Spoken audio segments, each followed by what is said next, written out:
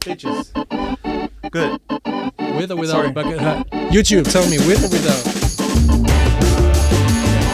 Only gonna know in like 6 weeks or what? Shit. All right, let me put this. We're probably gonna have to record batch 4 already, and then That's very true. you'll wear it again. Oh, you're loud. I'm too loud. There you go. Hi. Hi. Nice to meet you, brother. Nice shirt, by the way. I'm sweating so much. I don't know if you can tell. My forearms. You can't. You look good. Sweating doesn't mean I look bad. It's just. Well, I want to say yes, but no. Oh, you hit it. First time. Good First try. job, yeah. First try, bitch. So, what's the Still topic studying at today? home. We are talking about the future of filmmaking today. Oh, Are you excited? That's intense. That's an intense topic. Yeah, future. I think it's really interesting. Still a bit loud. I'm too loud. Put you down. I mean, maybe my headphones are a bit loud. Here you go. Sorry. All right. The future of filmmaking is really interesting because, like, we are living in an era where technology is so evolved that it allows filmmakers to create beautiful stuff at like a fraction of the cost On a it would have budget. cost. Yeah. Yeah, like it's a really long- easy. It's long kind time of easy. ago. Well, I think it's kind of sad that we didn't live through the period where filmmaking was like a big hassle Yeah. anymore. Because I mean, we both like started filmmaking when it was already digital and Yeah. much smaller and easier and Yeah. more accessible, right? I actually started when You it was mini DV. So, Okay, cassettes. so you still kind of got in, Yeah, kind of. but That's not professional and not in a Not professional professionally, way. but Yeah. the funny thing is that when I remember the first project I worked on, I'm kind of like going away from like the topic of today's episode, but the first time I actually got a project I was shooting for this watch company. I think I talked about it on the podcast I before. think we did, yeah. And that was when RAW was becoming really popular in photography, and one of the clients was actually a photographer, like Right. hobbyist.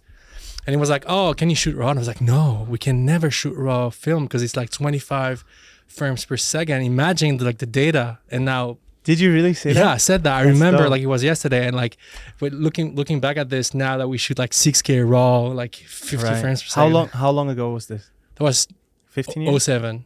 So That's spot on. 15 15 years, yeah. There you go. 15 years. Technology has evolved so much in 15 years. That's Wow. insane. But no, like talking about filmmaking, I think it's really interesting now, especially for young creators, like people getting in the industry right now, because like basically you get so much affordable gear, Mm-hmm.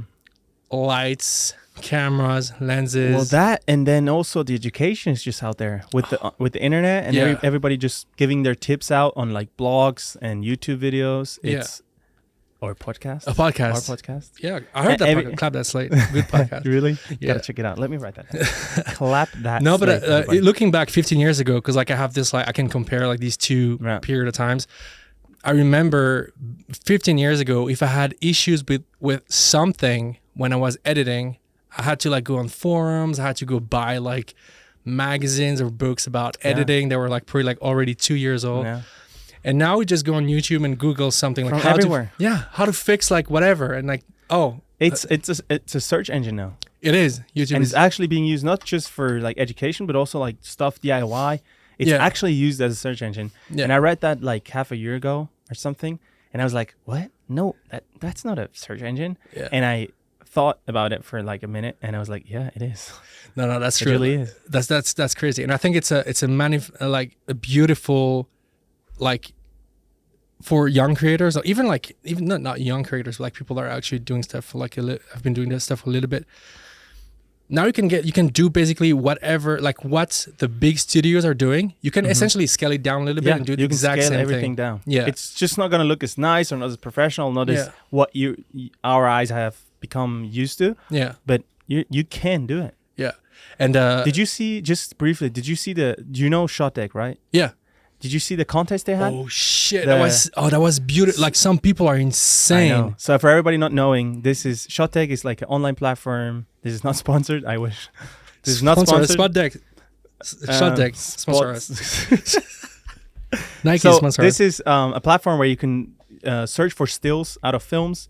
They have it, put up. They have a lot of them. They have it filtered, and you can just type in like top light and outdoor and cafe, and it will show you all the different films that were shot and give you the shots. They had a contest where they told the creators and filmmakers and whatever, and I think it was mainly on Instagram. It was mainly on Instagram. You should get a still and then try to recreate it at home with whatever you have, or with with your camera and everything. And there was some insane recreations, and it showed. And the thing was, you had to show like some behind the scenes how you did it. Yeah.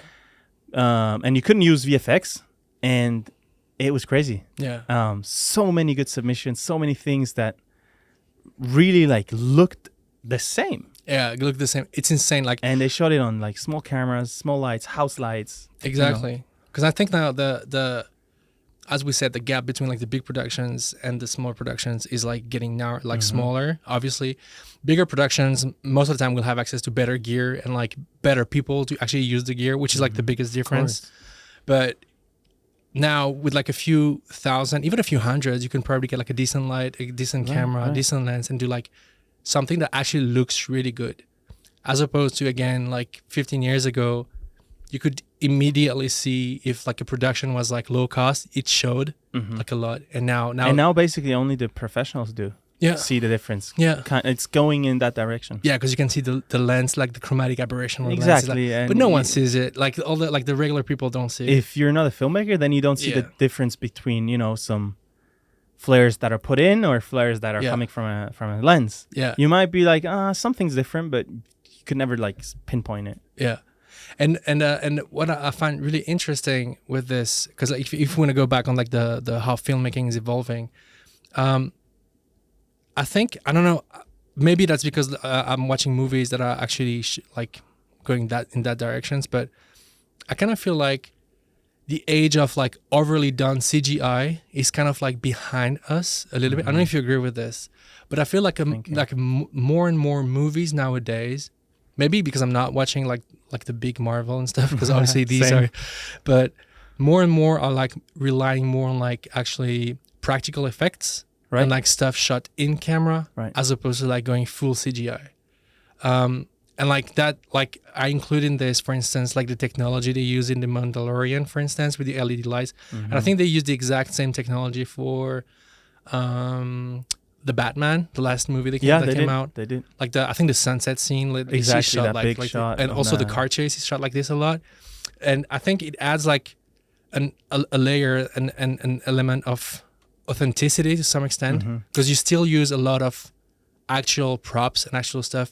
The background obviously would be, CGI maybe it's film. Maybe they film a scene and they just like have it on the screen. But even if it's CGI, but I think like the days of like having only blue screen, like maybe this, Star Wars, like back in the days, like the prequel is like shot mainly on blue screen stuff. Right.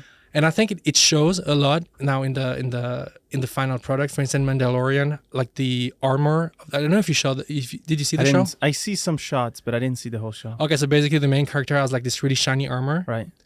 And using this technology, they didn't have to actually recreate the lights and the reflections. And it shows, and it looks super realistic. It looks much more natural. So for the people that don't know, what Romain is talking about, it's like instead of using green screen and then replacing it in post, you basically have a big, really big screen, like meters high, meters wide, X meters wide, and you simply just just play, certain things, backgrounds on that screen. They might be moving, and they will be moving with the camera, so they are connected with the camera, and the screen knows where the camera is, or the other way around. And whenever you move the camera, the screen will move with it, so you can, move, or you can have a video playing when you're in a car, and you can have a car scene, stuff like that. And what's the nice thing, and what I heard, I have never used it, I've never seen one, but what everybody talks about is the lighting is so much easier, because naturally the lighting will be matched to the background. And if you have like a big explosion, for instance, happening in the background, exactly, you don't have to like fake the explosion with lights. You'll actually, you can maybe increase the effect of the explosion, but the main light coming out of the explosion will be from the screen. So it's technically the like a really set. explosion. Yeah. You only have to like make stuff like brighter and stuff, but in general, the ambience set. Whereas to using green or blue screen, no light is set. It's actually all wrong because it might be like full blue, like reflecting from the wall, but you actually want to have a sunset. Yeah. So you have to recreate everything and just imagine what it will look like, which is really hard for actors, filmmakers, camera, everybody's. It's just more imagination and more. And you talked about sunset. I think I mentioned it like 5 minutes ago, but I'm gonna say it again. In the Batman, they have this scene where they're like on top of like a skyscraper, right? And it's sunset. And usually, if you were shooting that on location, you would have to wait until like either sunset or sunrise. And then you had like half an hour. Max. Exactly. And they were able to shoot with this technology like day in and day out, and have the perfect sunset all the time. So essentially, this technology is gonna help, I think, probably reduce the cost of production as well 100%. To some extent, because you're going to cut down the number of days. You don't need to wait for the right hour. You don't need to postpone. You can shoot anytime. And since we're talking about the future of filmmaking, I think these new technologies will also bring along new people, because you need a lot of technical people to deal with this. And they're not your typical grip or gaffer or whatever. They're specialists for that. They're specialists. Yeah. And I think that's a good thing to bring more people into the filmmaking world, just because you have like more, perspective on things, and you have this more technical thing, and maybe they'll bring ideas and whatnot. And I think it's just great, because I think it's just evolving. It's just like it always has been. Yeah.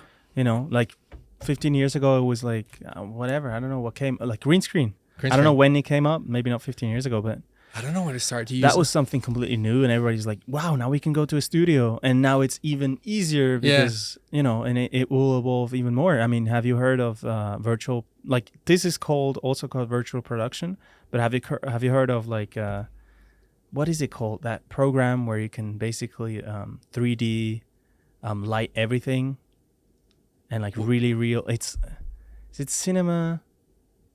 Like Unreal Engine? Unreal Engine, I think that's what I'm talking about. Yeah, and there you go. And it's getting so realistic that, eventually whole movies will be shot on there, and it won't look like a 3D movie. It'll look like a realistic movie. Yeah, that's insane. Like what in the movements they can replicate with motion capture and stuff. Yeah, and then import that capture into what was it called? Unreal Engine. Unreal, yeah. And it's insane. That might be the next big thing. Yeah. What do you think? Yeah, I think, if you talk about like Unreal, I think the first application for Unreal to me is like video games, because like naturally I lean toward that. And the funny thing about filmmaking is that I feel like nowadays, like more and more big video games have a really good cinematography in them. Yeah. For instance, like The Last of Us 2, The Last of Us 1. I don't know if you played that game. No. But the storyline is crazy, and like how the light is shaped is crazy. Like the way like the cinematic sequences are shot, like framed and everything. I'm sure they had cinematographers on that. Most likely, yeah, for sure. It. So it's like definitely like a new, I don't know, some like application, like thing you can do to work in like the film, like video game industry, filmmaking as a cinematographer. You could definitely consult on this and like give your opinion. So I think like cinematography and filmmaking is like used to be like really niche, and like, you're a cinematographer, you basically just want to like hold the camera, like not even like look at what the image, like tell like, the light should be like whatever. But now like everything is so visual nowadays, video games, like everything. And I think it's really exciting to see how we bring new people together, and I think it's just 100%. Great. And to like go back to like the affordability of like gear nowadays, I don't think like if we were doing what we do 15 years ago, we would have the same success, I guess, or like the same joy or pleasure doing it, just because we would always be like, oh, we don't have enough money to get this kind of light. Oh, I can't recreate that look, because and it would be so frustrating. I'm not sure if I agree. No, you don't? Because it would be frustrating, but I think it would make it even more a passion thing, because now it's starting to get so easy. It's not, because the filmmaking thing used to be, and it still is, I know, a big passion thing. I don't know anyone working in this that didn't start with like a big passion, just wanted to do this first like as a passion, and then they made that a job. But I argue that now it starts to become something more like a regular thing, because it's so accessible, and it used to be this big thing that nobody knew about. Yeah, like only like big production could do film, and now it's getting so easy. I think that magic thing that you could recreate and you had to use like DIY, whatever you had to recreate, that made it that big magical thing. And I think, well, that's the theory I have, that might be going away now a bit because it's so accessible. Yeah. Okay, I kind of agree. I kind of see where you're going with this, but I think like a lot of people are shooting stuff now, video editing. Like a lot of people are video editing. Like a lot of people are super many, yeah. But and photography has become so easy. Like every second person is a photographer now. But you don't see that often, like videos or like stuff that actually look really, really good. I don't know if you know where I'm going with this. I think a lot of people are like comfortable with editing to a certain extent on their phones or their computer, whatever. A lot of people understand like maybe what 60 frames per second means or like 120, whatever. But I think the people who are actually shooting actual stuff that look really good doesn't mean they have like access to like better gear. Yeah. It's still pretty small. Because like if you could look at like all the videos that we consume on YouTube or social media and whatnot, I wouldn't say that like maybe 20% of it looks good, decent to good. Yeah. And then you have like this huge amount of like crappy videos. It's hard to say because it's really like, what do you consider good looking? Or, because like, where's your kind of stuff line? that you actually look up to and like trying to recreate, I see. But it's still I know what you mean. And I kind of agree. It is not like everyone that does video, but it is definitely getting more and more. Oh yeah. Because like what you consider, or I probably too, we have kind of the same taste. Kind of. Haze, Black Pearl Mist. Out of the room. Cheers. Shadow Side. What was I going to say? You fucked me up on that one. What we consider nice, 20 years ago, only 1% did that. Yeah. Now you just said 20%. Yeah. Maybe in 10 years, it will be more like 40%. Or, it's just easier. Like, for example, I know one YouTuber, Danny Gevirtz. Yeah. That you probably know who I'm talking about. Yeah. I really, really like his He's actually stuff. shooting a feature film now. Yeah. And he actually, like every time I watch him, I watched him from the beginning. Yeah. And every time I watch him, it just reminds me of the nice stuff he does with just like very, very bare minimum equipment. Yeah. I love that. And because he understands lighting. That's the only thing. Oh, of course. That's the cinematography and lighting. That's the only thing. He does understand it. And he's really good at it. Because like, I completely agree. I think Danny's stuff is like, looks really good. It has a really distinctive look to it. Yeah, when you look at it unique. That makes it unique. I really like it. But indeed, like when you look at like the stuff he does, the feature film is going to be different because I know they're shooting on the Venice and like and he probably doesn't shoot it himself. He doesn't shoot it himself, whatever. But like when he does these YouTube stuff, like his small like short films, I guess he shoots on an FX3, which is like a pretty affordable camera. It's like under 4K, I think. It's a small camera. He uses nanolights tubes and like maybe a couple aperture, and that's it. And like small crew, just like him and maybe 1-2 assistants. Yeah, exactly. Not like a 10 people crew or 6-8 people crew. But I think what Danny, and I think this goes to show that gear is not everything at all. He shot it on like 24 to 70, for instance. Like, it's like one lens. One lens. Yeah, he said that. And what he does really good is lighting is really good, and the storytelling in these is really good. Yeah. And that's the most important thing, I'd say. 100%.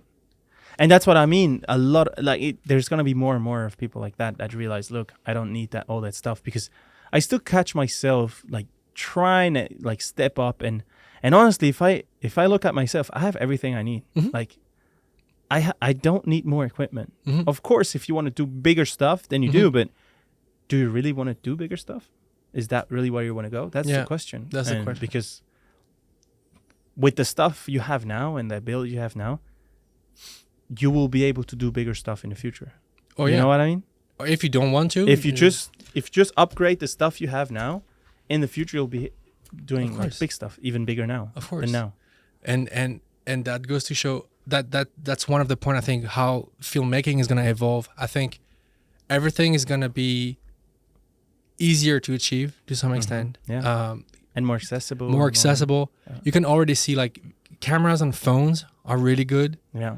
I've seen really impressive like small like watch commercials and whatnot shot only on phones, because now they're waterproofed. You can go on the water. You can do cool transition and whatnot. The only thing I don't really like about it is that now that we have this really quick pace social media vertical videos, everything is like too panning transition. But I think it's good, like it's dying down a little bit, but maybe like a couple years ago it was only super quick transition, panning, zoom in, out, and I was like, how's the sound design? I'll make a reel out of it. We will. No, but I think the future of filmmaking, everything is gonna get even more and more accessible. If we geek out a little bit and talk about lights, Aperture is like a crazy company that is basically putting out stuff that was completely not accessible to it was like 5 times the price. 5 times the price, and they also have this company Amaran that it's like the sister company, I'd say. More like the video part, and Aperture is the film part. Yeah, exactly. Right? But still, you can basically use whatever 100% you want, and they have really accessible lights, like the Amaran 100D or like 200D, like sub 500. It's crazy. It's like 360 I paid. Yeah, it's crazy, and Swiss francs, and so it's like in the States it's even cheaper. It's probably So I think it's cool. It's getting really accessible, and that's nice because also I feel like before. I'm talking too much, sorry. But, no, you're good. It allows people from like different parts of the world as well to like produce stuff at like a higher level. Right. And I think this is like one of the most interesting things. And it lets them create what they have in mind. Exactly. 100%. Where do you think, like, what do you think, like you mentioned, the quick edits and the vertical stuff. Yeah. What do you think is the next thing? Because it's always hard for me to really like, bro, we've come so far. We have so much. Like, what's the next thing? What is gonna come up and make stuff even easier, or like either make stuff easier, like technology-wise, or just style-wise? What's the next thing? I don't know. Like, I think the vertical video is not going anywhere soon, just because we were so addicted to our cell phones that it just makes sense. I agree. I might say this in like a couple of years from now. We'll watch this podcast and be like, dude, look at this moron. No, I think vertical video isn't. Going nowhere for now. The thing I'm actually asking myself is are we gonna get like a video camera or like a cinema camera which is vertical video centric, like made for vertical video? Because nowadays we can like, of course, rig the camera sideways, but are we gonna get like a camera where we can like actually like shift the sensor up? I was gonna say there's just gonna be a sensor that is turnable, and that would be insane. 100%. And I think a lot of people, because I know the new Mavic Mini, the Mini 3 Pro, I think it's called, whatever, you can actually turn the camera like vertical. The whole camera, the whole camera. It's like a gimbal that the gimbal turns. Yeah. And not the whole drone. Not the whole drone. Funny. Not the whole drone, but the camera turns, and I think that's crazy because like it makes so much sense. Absolutely. Because like a lot of these people that have drones most likely just post on socials anyways. Fair. So. Yeah. It just makes sense. So, and with Reels and TikTok, it really has become a thing. Because in the beginning of Instagram, it didn't used to be that you would do vertical video. No. You would just put in the 16:9 and then just turn your phone or something like that. Yeah. And now it's really become, you watch stuff vertical and people want it. I actually posted a video on my Instagram. It's like a drone shot, and I actually put it sideways. Yeah. People gave me shit for this. They're like sending me memes with like someone with back pains and stuff because they had to turn their heads. I was like, dude, just like turn your phone. Just but people are tired. Yeah. People don't like it. So yeah, future in terms of gear, maybe we're gonna get something that is vertical and like that would be actually really fun to shoot with, I think. And I don't know. I agree.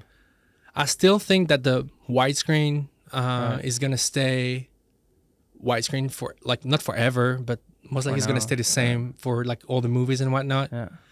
Unless it's like a very specific movie about like phones, whatever. But I don't think this is going anywhere soon. I think in terms, one more thing. I think it's in terms of the future of like gear, it's just going to get like easier to use. Maybe AI is going to take smaller and easier. And maybe AI is going to take a lot more, I don't know, space in this. Yeah. I don't know if you saw this thing called Journey. It's like an AI. You can basically generate whatever images you want. Oh, like photos? Photos, yeah. I posted it on my... it's a big thing now. Everybody's using it and creating and it's insane because it looks, depending on like the keywords you put in, it looks really good. So we might have something similar coming into the filmmaking where we just like, sunset in Bali with like maybe like 5 guys. Yeah, stock footage. Like 5 seconds of a sunset. Yeah. You can just generate it. Yeah. Or even like more Maybe, specific, yeah. like someone getting in a cab in New York, it's rainy and it's moody, dark Yeah. night scene, neon. Yeah. And then if you get if like, the shot doesn't need to be like with a certain actor in it, yeah, then you can So this- create it. exactly. So 100%. that's pretty exciting though. Yeah. That means that, but as always, when there's new technology like this coming in, that means that's like someone's work is basically gonna die Fair, down, Fair. but then someone But else's it will work be is new yeah, work that's needed. Yeah. For me, I think AI as well. I was gonna say the same thing, especially in post production, Yeah. like rating, VFX, masking, stuff like that will just be automatic. That you used to have to do like like a lot of work, like rotoscoping is a good example. Yeah. That's just you just need time. There's no way around it. Yeah. And I think stuff like that will be like just 2 clicks. But you can where also already AI see this a little bit in Photoshop, because back in the days when you wanted to like cut around someone, you had to like Yeah. Now you can select subject and then do hair, and then it looks Did decent. you see that DaVinci just came out with the Resolve 18 and Yeah. they have a lot of AI in it. Yeah, I did. Where I you, haven't you select haven't subject, select the skin. They have like an FX thing where you can like retouch the skin, Shit, I and haven't it tried just realizes where the skin is. It takes your beard out. It takes the skin in with the neck. It's so good. It's really, really good. See? So it's not even the future; And- it's already here. And it's so easy. It's here. Yeah. It's coming. It's just gonna be more. Yeah, And then style-wise, style-wise, I was gonna. You'll have to give me your ideas too that you think are coming up. But I think style-wise, we're already there. But I think it's gonna even deeper with the retro look. Yeah. I think that is gonna just stay around and get even more, yeah, because it's been a transition ever since I started already. 35mm film Yeah. is already in 60mm film, and it's just going more and more. And also like, look, I mean, not just in film, it's everywhere. It's clothing, it's Yeah. hairstyles, it's cars.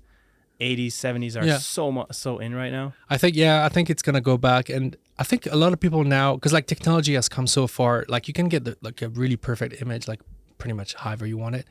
But now people have this sort of like nostalgia where we can To the show we imperfect. do the 6K nostalgia when they want to bring like some sort of like imperfection in what they're doing. Some realness to life. Yeah. And I can see this. I don't know if that's because like I follow people that are in this, but there's a lot of what we were doing when we were shooting skateboard videos using fisheye, using really like it looks really crappy, but it has a lot of character. Yeah. And I think I see a lot of people going back to this. Even in Reels and TikToks, you have filters that mimic fisheye, like blown out skies, 16mm filters, mini DV, VHS, scratches. yeah, 100%. all these things. So definitely going back to this. Yeah. I But it's think- only because these people, and me as well, me included, didn't live in that time. They didn't have it, and they look back and like, that was kind of cool. Yeah. And people that were there were like, bro, we had that, and we wanted to like get rid of it and get digital and get better. Yeah. And now you guys are going back. What the fuck? That's like when Instagram first started, that was exactly it. Like we're finally getting cameras on our phones that were like actually sharp, like in focus and whatnot. Right. And Instagram just came up like, oh, add this Nostalgia filter to filter. fuck up your image. And I think that's funny. Yeah. But the cool thing is that now you can basically do whatever you want. Yeah. It's pretty easy to do. If you Yeah. Google a little bit, YouTube, like if we sum up like everything we said, you want to have get like one specific look, YouTube it. You pretty have like Chances are you're apps fine you can Yeah. use it on, Yeah. So that's really nice, and it's really interesting. And I'm always really, I don't know, like I find it really exciting when like you can see like technology evolving to make life like much easier. For instance, like DaVinci with like the sharing of like the timeline, you can edit at the same time. It's like Google Doc Right. for like editing. Right. It's great. And like if you look back, like even 5-6 years ago, like no one could have So even far. dreamt of that. And And it's only going faster. only going faster. Only faster. Only faster. To sum this up, one last question. Question to you, Romain. Do you think you'll be making film until your retirement? That's an existential question. Yeah. I mean, you could go on. I think I'll in the business, but do you? Yeah. I'll probably keep shooting stuff like forever. Will I be doing that As a job? professionally? I don't know.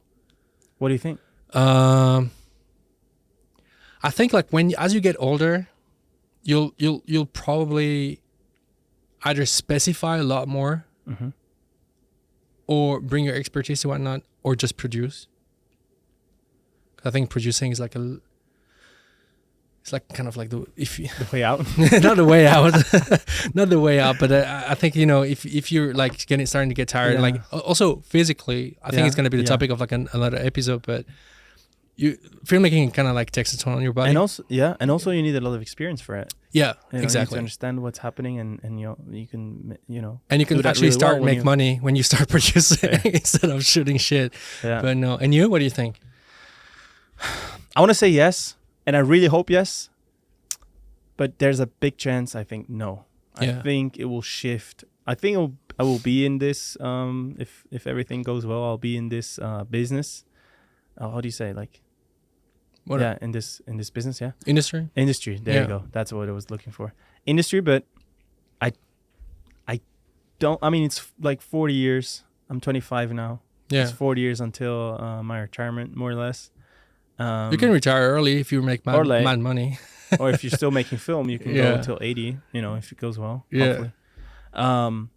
But I do believe at some point things will shift, and film will be just so much different that. Yeah. It's not what we intended anymore, or it will be just not, might be, it changes so much. You're 40, you've done film the way you know, and then just things change so much. You're like, I can't go with that. That's a really hard question. Yeah. That's a hard question. I think it's a great possibility that no, but I do really hope yes. Let's hope it. That was beautiful. Thank you so much. Thank you. I think let's wrap this up because we're already... If you're watching on YouTube, you've been watching us on this camera for a little bit. The other ones died. But that's cool. I hope the card didn't corrupt, but that worked last time, so hopefully. Fingers crossed. Anyways, thank you for watching. Stay tuned. Follow us on whatever platform we are. Yeah. Are we on Apple Podcast? Apple, no, because I don't know what it is, but somehow we have to wait for something. I'm not sure. Okay. But we are on Spotify. And we are on Amazon Podcasts. Okay, so for the 4 people who are using Amazon Podcast, the show is available 3. There. I think it's 3. It's 3. And on YouTube, obviously. Anyways, thanks for the love. I appreciate you guys, and see you next one. Yeah, see you soon. Next week. Bye-bye.